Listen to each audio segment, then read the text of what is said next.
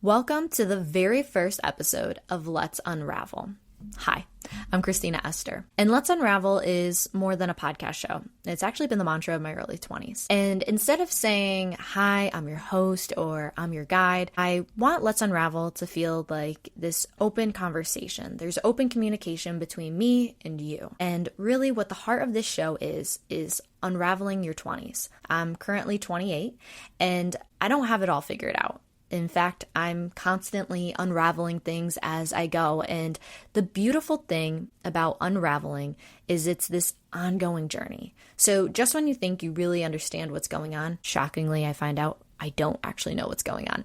But that's the beauty of Let's Unravel. There's a lot of things that I wish I had learned in my early 20s that I've actually learned now. There's a lot of things, whether it's from gaining confidence or just trusting myself. And that's what the beauty of this show is going to be. It's going to be acknowledging the wins we have in life, whether they're big or small, whether it's buying your first house or actually creating your first PowerPoint for a meeting presentation, which I've had great success with PowerPoint in the past. The point is, Let's Unravel is going to be a safe place to discuss the hard things in life. But like I said, we want to congratulate the wins no matter what size they are. Now, words are great, but actions are better. So how do I plan on doing all of this? My goal every week is to come to you with a topic that I've unraveled, things that I've found insight on, things that I've learned, basically kind of like I'm handing you the playbook of the things that I found out at 28 that I wish I had known either at 22, 25, or so on.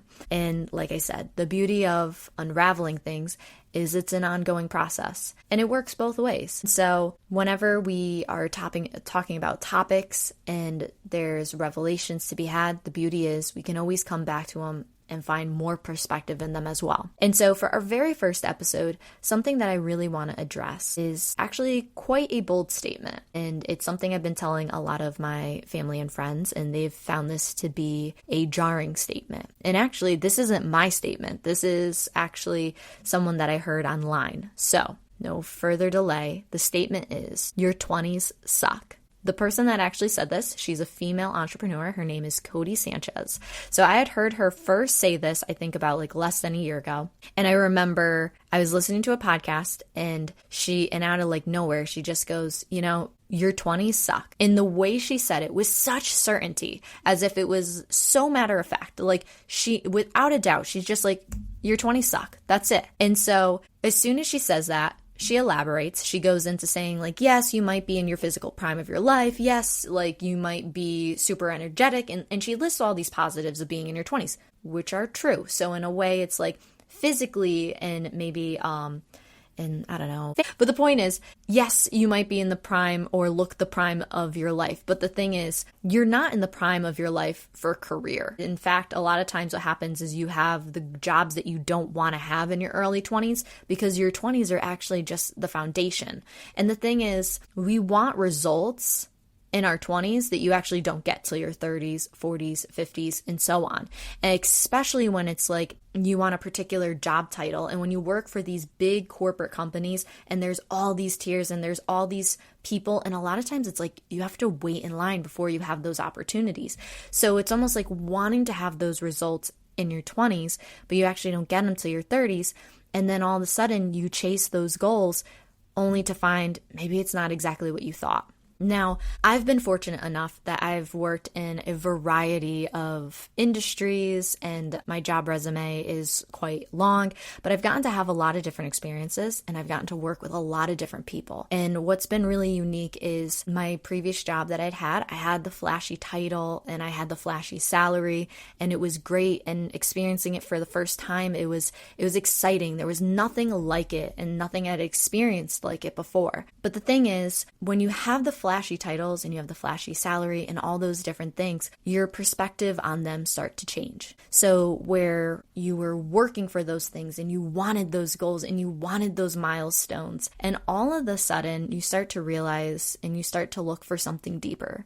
You start to want purpose and you start to think, okay, does this give me purpose? Am I moving the needle forward in some way, somewhere? And over time, I had started to realize in the career that I was at that I wasn't moving the needle forward in the things that I was really passionate about. Actually, in fact, I started to feel quite stuck. And I never thought I would have felt that way having the title that I had, having the salary that I was making. And the thing is, that's where all of a sudden my perspective started to change. And I think the beautiful thing about perspective is as you get older, you start to realize perspective is about how you define certain words. So when someone would say, Christina, you're so successful, and all of a sudden I'm looking at it from the perspective that I've gained from being in this position. And I started to realize, I think my definition of success and your definition of success are actually quite different. And that's something I just want you to stop and to think about is the definition of success for one person can look quite different from another. And that was actually one of the most impactful life lessons I learned.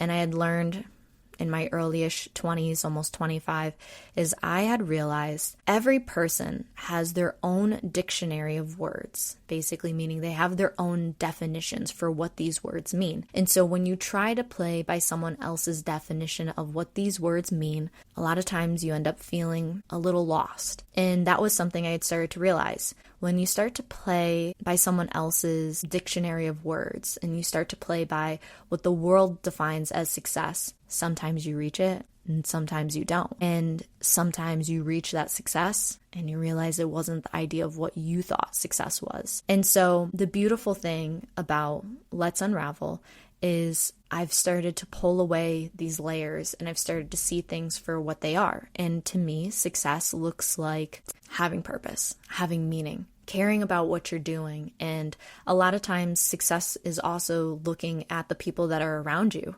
Do you have the meaningful relationships and all these different things? And there's nothing wrong if you define success by a dollar sign. That's great, as long as it's your definition of success. But the thing is, you can't hold someone to your standard of a definition of a word. You can only look at what their definition of success is. And that's something that I had started to realize is as I've talked to other people, and when I start to say things like, your 20s suck, and they would find this very jarring. But the funniest thing is, as I did more research into statements like that, I had started to find Cody Sanchez wasn't the only person that thought, your 20s suck or your 20s are hard. If you actually look up Mel Robbins, she talks about the exact same thing about your 20s being hard. They're your foundational years. It's your first decade of being an adult. You're gonna mess things up. You're gonna feel stuck. It's life. And then as you go through the rabbit hole, there's other people, there's more interviews. Dare I even say Meghan Markle said she would never want to relive her 20s. And I think that's something that's really telling about life. Yes, you might think there's a lot of great things that happen in your 20s. You could get married, you could buy a house, you could have the career, all those different things. That's wonderful, that's great. But if we actually stop and we objectively look at our 20s, I think we will find that they're not as glamorous as we thought they were.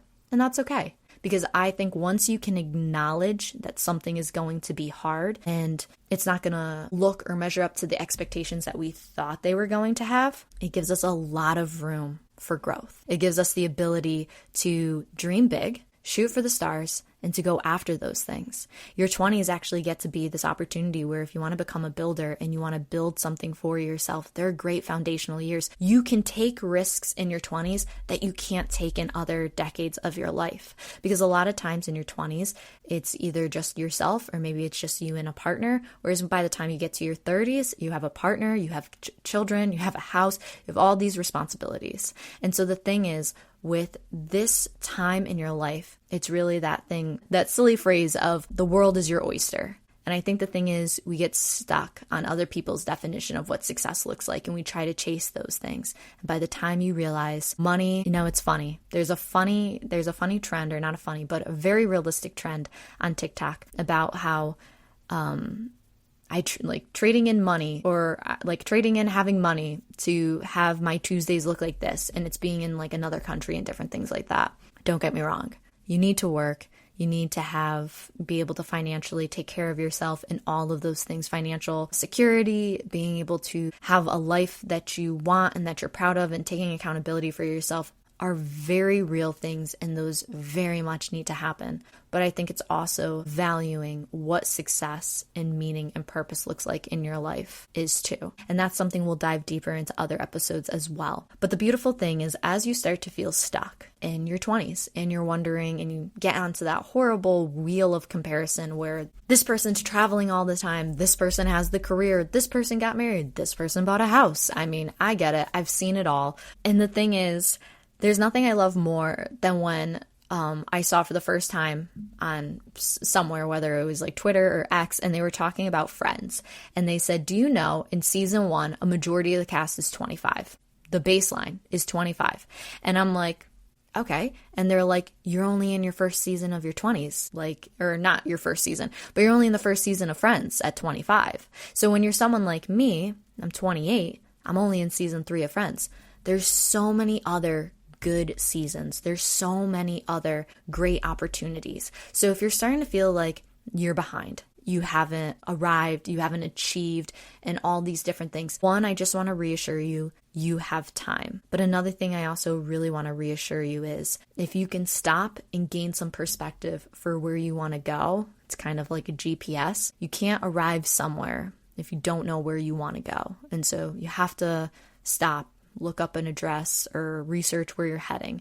And the beautiful thing too is you can always course correct. It's easier to course correct when you're moving than when you're just stuck. And so with season 1 of Friends, you look at someone like Rachel. She was working in a coffee shop. Well, actually, if you look at the pilot episode of Friends, Rachel, I think, has one of the most compelling introductions to the series where she's running away from actually getting married. So she's running away, runs to New York City, and she gives up all of her financial backing, all of the financial security that she was going to have. She gives it all up so that she can start a life that she actually wants to have. She doesn't have to marry the guy that her family thinks that she should marry. She's not going to just do nothing all day. Instead, she actually chooses a harder life for herself by going to live with Monica in New York City and picking up a waitressing job at a coffee shop. But the thing that's so interesting about her character development, if you notice, she's 25 in the show when it starts. And by the time season 10 rolls around and she's in her mid to late 30s, she's become something nobody thought would happen. She became fully independent. She built a career for herself. And at 25, I don't think she could have imagined what she'd be at 35. And I think that's the incredible thing that I want you to take away from this is it doesn't matter when you start. So if you haven't started yet, you got time. You can start now. If you started a year ago, that's great. You're progressing. You're moving forward. The thing is, don't let 10 years go by before you start. And so it's the same thing when you look at shows like How I Met Your Mother and you're thinking about love and when's it going to come? How's it going to arrive? And season 1 of How I Met Your Mother, Ted Mosby, he's 27 years old. He doesn't even meet the mother of his children, the love of his life, until season 10. So that's another great example where they don't even start really telling the story of him being in love until season 10. But that's another great example of where it's one of those things where it's like life is also to be enjoyed. And as much as we want to put all this pressure on ourselves that we have to get it right and we only have so many years, and it's such a lie because we stop enjoying the process. We stop enjoying the moments and we don't take risks because we get so laser focused on what success looks like and we have to hit those numbers and those things. And I just want to dare you to take a risk. Let your win of the week be, I took a risk. Whether it falls flat, I've taken a lot of risks in my life and a lot of them have actually failed quite poorly. But I look at them now and those risks, I can find a lot of, I can be quite proud of. When I think I was about 23, 24, I had left one job and while I was in between jobs, I was working for my dad and I was trying to be like a social media manager and he has like his own business and different things like that. And so I was trying to really build like a portfolio to become like a social media manager and different things like that. And all of the sudden, and it never took off. It really fell flat. But that was something where I look back on and I'm like, you know what?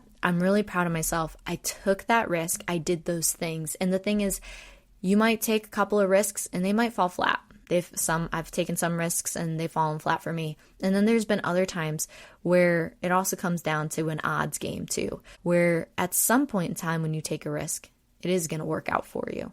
And so that's where it's one of those things in your 20s. Don't stop dreaming. Don't stop shooting for the stars. Your 20s are the best time to try things. Build skills, because all of a sudden, all the people that didn't build skills in their 20s and they just worked the same job over and over and over. And it's almost like they never valued the opportunity to try new things. It's almost like they got left behind somewhere. And so when you start to value purpose and you start to value experiences and those different things like that, it propels you into a different realm. And what's been really unique is getting to sit around with C-suite executives and have dinner with them and to talk about them, is a lot of them have really unique experiences, whether they have really unique hobbies, whether they're very involved with their family and just different things like that. And as I would talk to them and share different experiences, and it's so unique because when you find certain people, there was one individual I had actually met, and he was the type where he would say,